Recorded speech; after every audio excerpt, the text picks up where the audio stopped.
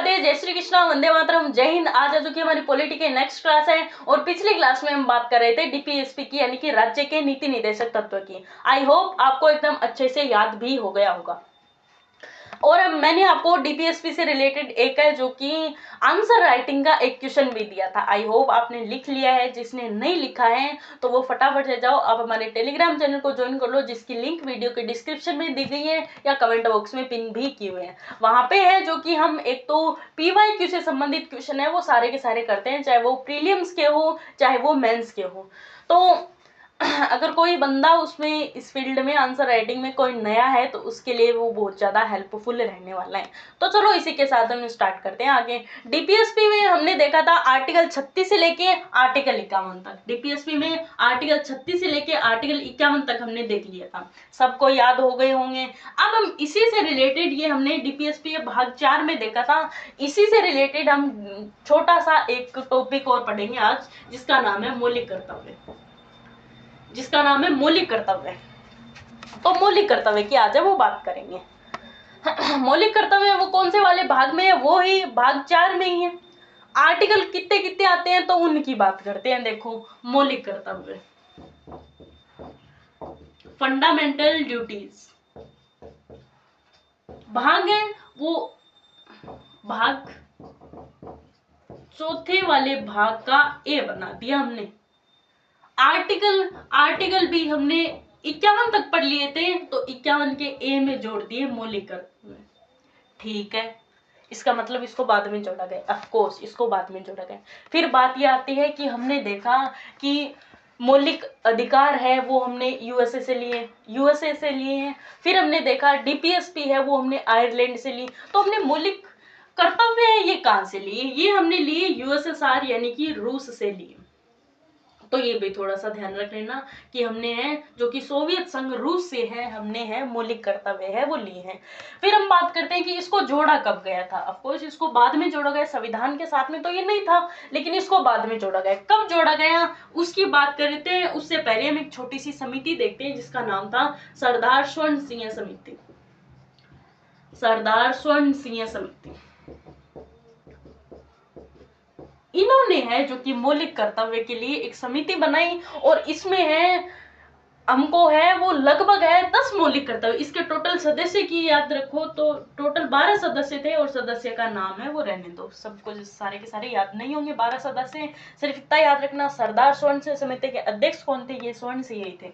12 सदस्य थे। इन्होंने है टोटल है भारतीय संविधान को है वो 10 मौलिक कर्तव्य दिए, 10 फंडामेंटल ड्यूटीज थी। क्या वो एज इट इज है मौलिक कर्तव्य जो कि सरदार स्वर्ण सिंह समिति वाली 10 जो कि मौलिक कर्तव्य हमारे संविधान में? क्या नहीं, ये 10 तो नहीं है लेकिन 8 है। 2 क्यों नहीं है? 2 को है इसमें हटा दिया। तो वो कौन है? इसमें 10 थे लेकिन 2 है, इसको हटा दिया, वर्तमान में है अब जो कि 8 है वो इससे लिए गए हैं। 2 कौन कौन से हटाए? एक तो हटाया गया कि जो मौलिक कर्तव्यों का उल्लंघन करेगा उसको क्या लगेगा? जुर्माना लगेगा। तो एक जुर्माने से संबंधित कि मौलिक कर्तव्यों का कोई उल्लंघन करेगा तो उस पर जुर्माना लगेगा, ये हमारे संविधान में नहीं है। दूसरे वाला कि ये टैक्स है ये कंपलसरी लगा दिया कि भाई टैक्स है ये होना चाहिए, टैक्स कंपलसरी लगा दिया। तो इन दोनों को है वो हटा दिया। फिर हम बात करते हैं कि 8 है, इसमें 2 और ऐड करके सरकार ने अपनी तरफ से ऐड करके इसमें 10 जोड़ दिए, और 10 है जो कि 42वें संविधान संशोधन 1976 के द्वारा है, इसमें 10 मौलिक कर्तव्य है वो जोड़ती है। लेकिन हमारे भारतीय संविधान में तो 11 मौलिक कर्तव्य है। तो 11वें की बात करें तो 11वां है 82वें संविधान संशोधन 2002 के द्वारा है वो जोड़ा गया। 2002 के द्वारा है 11वां मौलिक कर्तव्य है ये जोड़ा गया। इतनी सी बात याद रखना कि मौलिक कर्तव्य भाग 4 के ए में है। आर्टिकल कौन से? आर्टिकल 51 ए है। और ये कौन से देश से लिए गए? यूएसएसआर से लिए गए, यूएसए के संविधान से लिए गए। सरदार स्वर्ण सिंह समिति में टोटल 12 सदस्य थे। इस समिति ने है जो कि संविधान को 10 मौलिक कर्तव्य दिए, लेकिन संविधान ने लिए नहीं, सिर्फ 8 ही लिए, 2 हटा दिए। कहा कि भाई एक तो जुर्माने से संबंधित, एक टैक्स से संबंधित, ये 2 नहीं लेंगे। फिर 42वें संविधान संशोधन 1976 के द्वारा है 10 मौलिक कर्तव्य जोड़े गए। 11वें वाला है 82वें संविधान संशोधन 2002 के द्वारा है वो जोड़ा गया। अब इसकी हम थोड़ी सी देख लेते हैं, एक दो विशेषता, इतनी है इनकी विशेषता। इनकी बात करें तो इसमें कहा गया कि ये न्यायालय के द्वारा परिवर्तनीय नहीं, यानी कि इस पे जुर्माना वगैरह नहीं लगेगा। अगर कोई व्यक्ति मौलिक कर्तव्यों का उल्लंघन करता है तो उसे सुप्रीम कोर्ट है वो नहीं लेके जाएगा, यानी कि न्यायालय द्वारा परिवर्तनीय नहीं, न्यायालय द्वारा परिवर्तनीय नहीं है।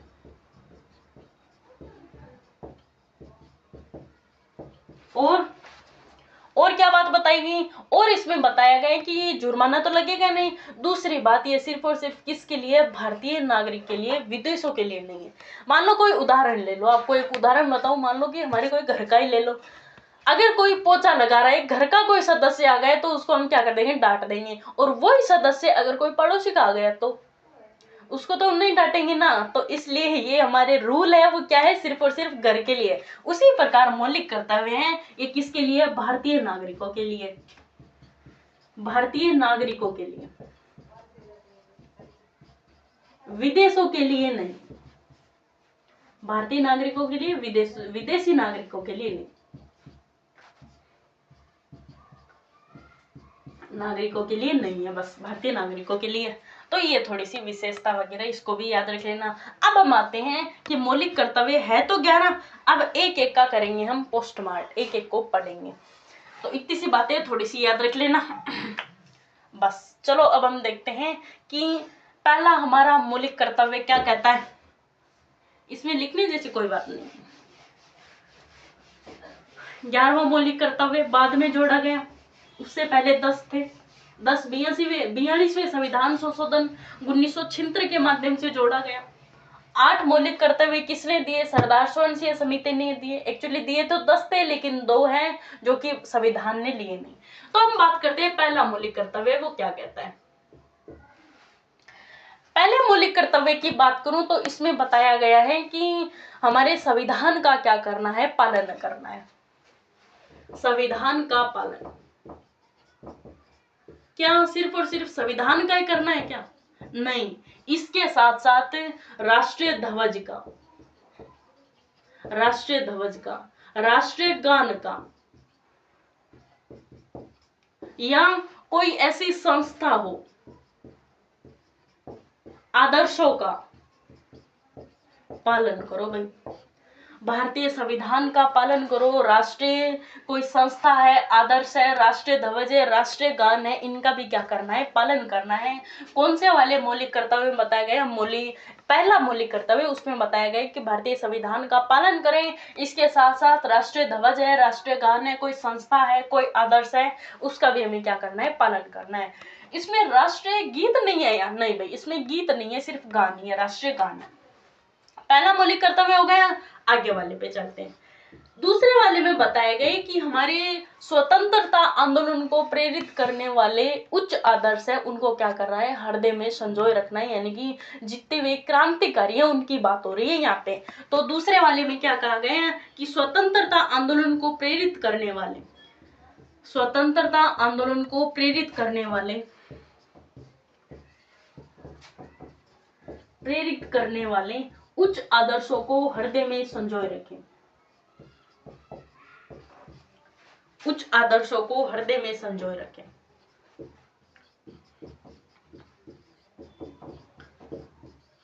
हृदय में संजोए रखें। ये दूसरे वाले में बताए गए।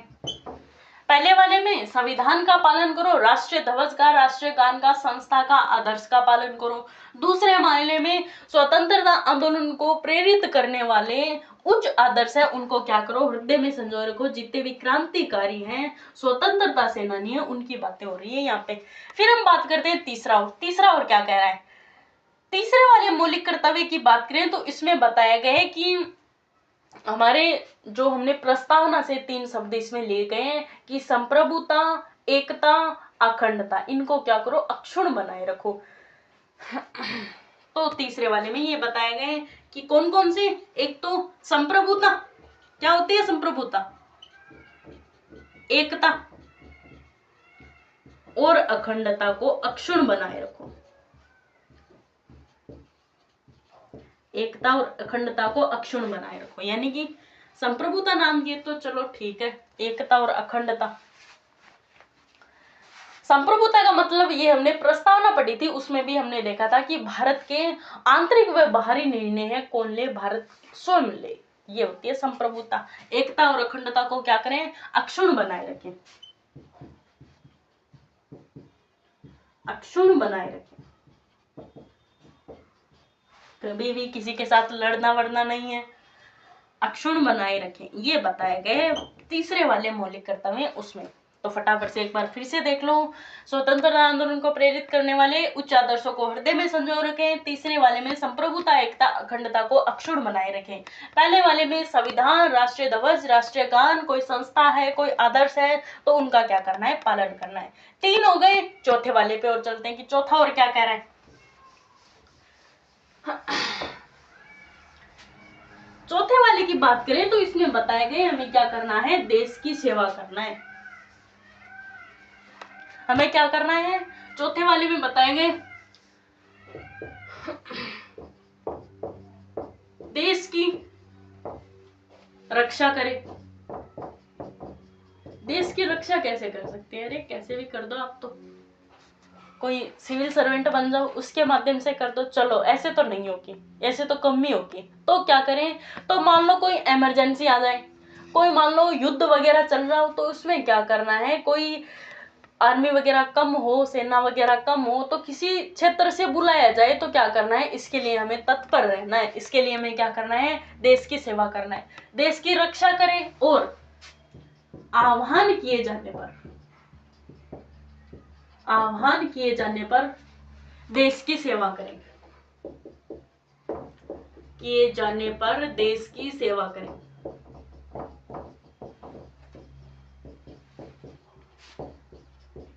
ये और बता दिया लो। अब तत्पर रहना, कोई भी वॉर वगैरह हो, कोई युद्ध वगैरह हो तो आपको आह्वान किए तब क्या करना है, आपको देश की रक्षा करना है। जैसे कि कौन सा देश है वो, इटली है या फिक्स ध्यान में नहीं आ रहा, वहां पे क्या होता है कि हर एक व्यक्ति पे ये लागू होता है कि भाई आपको 2 साल तक क्या करनी है, देश की सेवा करनी है। चाहे वो कैसे भी करो, आप युद्ध वगैरह में, कोई भी आर्मी वगैरह में क्या करना है, आपको हर एक व्यक्ति को कह दिया कि भाई आपको 2 साल तक क्या करनी है, सेवा है वो करनी ही करनी है। तो इसमें तो हमारे ऐसा तो है ही नहीं, इसमें कहा गया कोई युद्ध वगैरह हो तो आह्वान किए जाने पर देश की सेवा करें।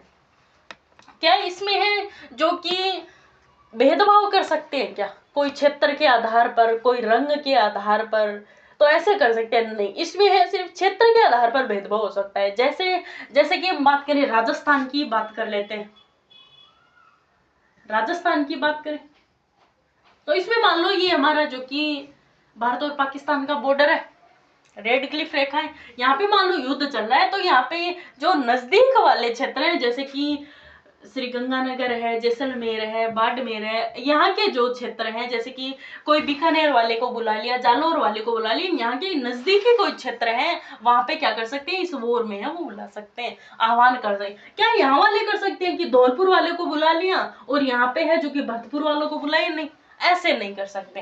क्षेत्र के आधार पर है वो भेदभाव है वो कर सकते हैं, क्षेत्र के आधार पर। ऐसे हो सकता है कि मान लो बीकानेर वालों को बुलाया, कह दिया कि गोरे गोरे हैं, एकदम धोले धोले हैं वो तो आओ मत, जो काले काले हैं वो आ जाओ।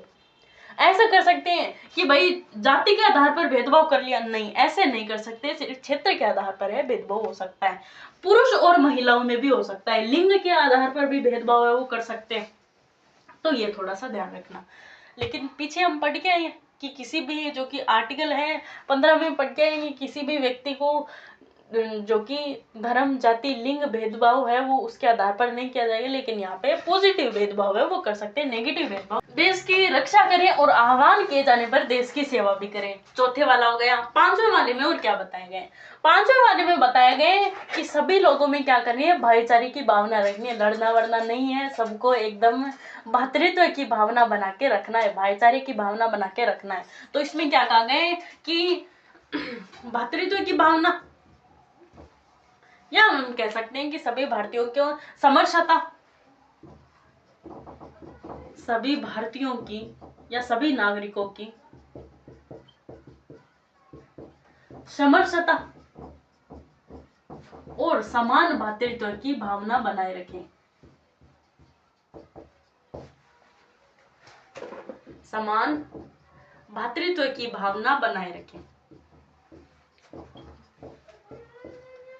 भावना बनाए रखें। और क्या कहा गए, और कहा गए किसी भी व्यक्ति में भाषा हो, पंथ हो, प्रदेश हो, वर्ग हो, इनके साथ क्या करना है, भेदभाव नहीं करना है। भाषा हो, कोई पंथ हो, कोई प्रदेश हो या कोई वर्ग हो, के साथ भेदभाव नहीं करना है,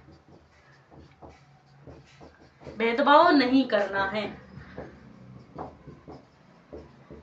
और क्या बताए गए, इसमें 3 चीजें बताएंगे। एक और बताया गए कि हमें ऐसी प्रथा नहीं अपनानी है जिसमें क्या हो, महिलाओं के सम्मान के विरुद्ध हो। एक और चीज और इसमें और बता दी कि ऐसी प्रथाओं का त्याग करें जो महिलाओं के सम्मान के विरुद्ध हो।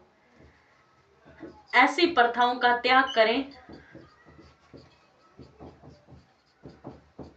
त्याग करें जो महिलाओं के सम्मान के विरुद्ध हो, जो महिलाओं के सम्मान के विरुद्ध हो। बस ये बताए गए 5 वाले मौलिक कर्तव्य में। यानी कि तीसरे में, चौथे में क्या है, फिर से देख लो, देश की सेवा करनी है और बुलाने पर इसकी सेवा भी करनी है देश की। 5वें वाले में सभी नागरिकों में समरसता और समान भातृत्व की भावना बनाए रखें। और भाषा, पंथ, प्रदेश, वर्ग, यानी कि हम कोई ऐसे नहीं कह सकते कि भाई ये व्यक्ति हैं, जो हम राजस्थान में रह रहे हैं, कोई बाहर का व्यक्ति है, मान लो कि कोई किसी और राज्य का व्यक्ति है, तो उसके साथ हम भेदभाव नहीं कर सकते, भाई आप तो राजस्थानी भाषा बोल ही नहीं रहे हो, इस वजह से हम क्या करते हैं, आपके साथ भेदभाव करते हैं। ऐसे नहीं करना है। भाषा के आधार पर नहीं कर सकते। पंथ यानी कि कोई भी उनका धर्म वगैरह कोई भी हो, उसके साथ, कोई प्रदेश के साथ ऐसे नहीं कह सकते भाई ये राजस्थान का एरिया है, यहाँ पे ये वाला व्यक्ति, बाहर से कोई राज्य से व्यक्ति है, इसके साथ भेदभाव कर लिया, नहीं, ऐसे नहीं करना है। और किसी भी वर्ग के साथ भी नहीं करना है, यानी जाति से संबंधित भेदभाव नहीं करना है। ऐसी प्रथाओं का त्याग करना है जो कि महिलाओं के सम्मान के विरुद्ध हो। बस ये हमारा 5वें वाले मौलिक कर्तव्य में। फिर हम बात करते हैं 6ठे वाले में, और क्या कर रहे हैं। हाँ, ये इतना सा हो गया। इसको अब आप उतारना चाहो तो फटाफट से उतार लो। फिर आगे चलें कि 6ठे वाले में और क्या बताया गया। 6ठे वाले में बताया गया कि भारत की जो संस्कृति है उसके बारे में बताया गया है। तो ये देख लो, फटाफट से हो गया होगा आपका, बस छोटा सा ही है। समझो ज्यादा, लिखो कम। 6ठे वाले की बात करें तो इसमें और क्या बताया गया। 6ठे वाले की बात करें तो इसमें है जो कि भारतीय संस्कृति के बारे में है वो बताया गया है। जैसे इसमें बताया गया कि भारतीय संस्कृति, भारतीय संस्कृति है जो कि प्राचीन काल से सामरिक रूप से रही है, यानी कि समृद्ध रही है। तो इसको आगे भी हमें क्या करना है, इसका महत्व समझना है व इसका संरक्षण है वो बनाए रखना है। आगे भी हमें ऐसा ही करना है। भारतीय संस्कृति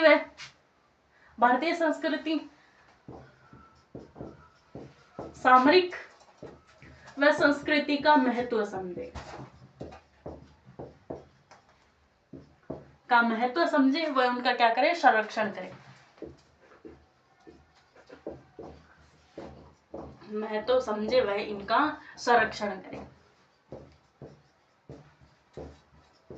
संरक्षण करें, ये बताया गए 6ठे वाले में। 7वें वाले में और देखते हैं इसमें और क्या होता है। 7वें वाले में हमने देखा था कि पहले हमने देखा था कि जो हमने आर्टिकल पढ़ा था उसमें हम आर्टिकल 48 के ए में हम देख के आए हैं, कोई वन्य जीव है, कोई पर्यावरण संरक्षण है वो करना है। लेकिन 7वें वाले मौलिक कर्तव्य में बताए गए कोई वन है, कोई नदी है, कोई झील है, कोई वन्य जीव है, इनका क्या करना है, संरक्षण करना है। कोई वन है, वन के अंदर मान लो कोई नदी बह रही, कोई झील आ रही है, झील से नदी निकल रही है और नदी के पास में एक कोई जीव है वो पानी पी रहा है। तो इन चारों का कहानी टाइप में याद रखो, ये चारों हैं, आपको आसानी से याद हो जाएंगे। इनका क्या करना है, संरक्षण करना है व इनका क्या करना है, संवर्धन करना है। नया नाम आ गया, संवर्धन क्या होता है, यानी कि किसी चीज का संरक्षण तो करो पर क्या करो, इसमें अधिक से अधिक है वो सुधार करो, इसको थोड़ा सा समृद्ध और बना दो। तो वन्य जीव का संरक्षण में समृद्ध बनाए, समृद्ध बनाए। बस 8वें वाले में और क्या कहा गया है? 8वें वाले में बताया गया है कि मानववाद, मानववाद, ज्ञानार्जन, कोई वैज्ञानिक तकनीक, वैज्ञानिक तकनीक या विकास, इन चीजों में क्या करना है? हमें विकास करना है। कोई वैज्ञानिक तकनीक को, साइंस में हमें क्या करना है? सुधार करना है। मानववाद में, ज्ञानार्जन में क्या करना है? इसमें है जो कि विकास की ओर है वो लेके जाना है। इनमें क्या करना है? तकनीक में सुधार करना है, सुधार करना है या विकास की ओर लेके जाना है। बस ये वाला बताया गया आर्टिकल, सॉरी मौलिक कर्तव्य 8 में। आर्टिकल नाम आ रहा है। फिर हम बात करते हैं मौलिक कर्तव्य 9वें मौलिक कर्तव्य और क्या बताया गया। इसमें बताया गया कि आप कहीं पे भी जा रहे हो, कोई सार्वजनिक क्षेत्र में आप बैठे हो, वहां पे ऐसा नहीं करना है कि भाई खम्भे हैं, खम्भे पे ट्यूबलाइट लटकी हुई है तो उसको तोड़ दिया। यानी कि इसमें बताया गया है कोई भी सार्वजनिक क्षेत्र है उसको क्या करना है? नुकसान नहीं पहुंचाना है। आज से ध्यान रखना, पीछे जो कर दिया तो कर दिया, लेकिन आज से ध्यान रखना कोई भी सार्वजनिक क्षेत्र में किसी को नहीं, क्या नहीं पहुंचाना है? नुकसान है वो नहीं पहुंचाना है। और क्या करना है? हिंसा से दूर रहना है। कोई सार्वजनिक क्षेत्र पे मार्केट वगैरह में लड़ाई वगैरह हो रही है तो क्या करना है? इसे दूर भागना है। ऐसे नहीं कि बीच में है वो टांग लगानी है, ऐसा नहीं करना है। तो 9वें वाले में क्या बताए गए? सार्वजनिक क्षेत्र या सार्वजनिक स्थानों, सार्वजनिक स्थानों को नुकसान नहीं पहुंचाना है, नुकसान नहीं पहुंचाना है।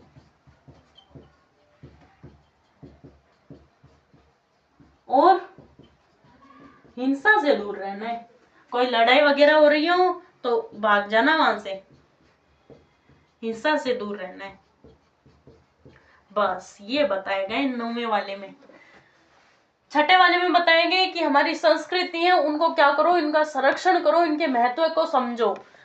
7वें वाले में बताया गया वन है, नदी है, झील है, वन्य जीव है, उनका संरक्षण करो और क्या करो? इनको समृद्ध बनाओ या संवर्धन बनाओ।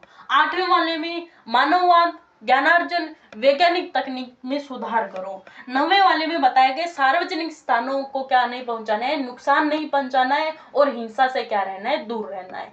2 और बचे 9वें वाला और सॉरी 10वें वाला और 11वें वाला, उनको और देख लेते हैं, फिर एक साथ फिर से देखेंगे। 9वें वाले में, 10वें वाले में और क्या बताएंगे। फिर इसी के साथ हमारा जो कि भाग 4 है वो कंप्लीट हो जाएगा। फिर हम बात करते हैं कि 10वें मौलिक कर्तव्य में और क्या बताएंगे। 10वें मौलिक कर्तव्य की बात करें तो इसमें बताया गया है कि कोई भी मान लो कि हमें क्या करना है? उत्कृष्ट की ओर है वो बढ़ते रहना है। ऐसे नहीं कि हमें जो कि उत्कृष्ट की ओर, मतलब जैसे कि मान लो कि एक आपको उदाहरण बताऊं, जैसे मान लो आप आरएस की तैयारी कर रहे हो और आप क्या हो गए? आरएस में सेलेक्ट हो गए। फिर आपने की यूपीएससी की तैयारी, यूपीएससी की तैयारी की, मान लो आप उसमें सेलेक्ट हो गए, आईएएस ऑफिसर बन गए। तो आपको इंटरव्यू में पूछा कि भाई आपको आरएस का पद चाहिए, नहीं था तो पेपर ही क्यों दिया आपने? यहाँ पे है किसी और एक बंदे को आने देते, आपको तो ये पद चाहिए ही नहीं, आपने तो इससे बड़ी की तैयारी कर ली, तो इसका क्यों पद का आपने खराब किया, किसी और को तो आने देते। तो आप कहना उनको कि हमारे जो कि मौलिक कर्तव्य 10वें वाले मौलिक कर्तव्य में बताए गए हैं कि हमें क्या करना है? उत्कृष्ट की ओर है वो बढ़ते रहना है और क्या करना है? देश का विकास करना है साहब। तो ये इसलिए हम क्या बने? पहले आरएएस ऑफिसर बने और फिर हम यूपीएससी की तैयारी में लग गए। तो इसकी बात करते हैं कि क्या करना है? नागरिकों को उत्कृष्ट की ओर है वो बढ़ते रहना है, उत्कृष्ट की ओर बढ़ते रहना है।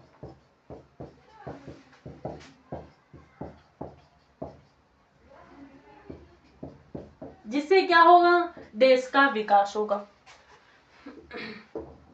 देश का विकास होगा।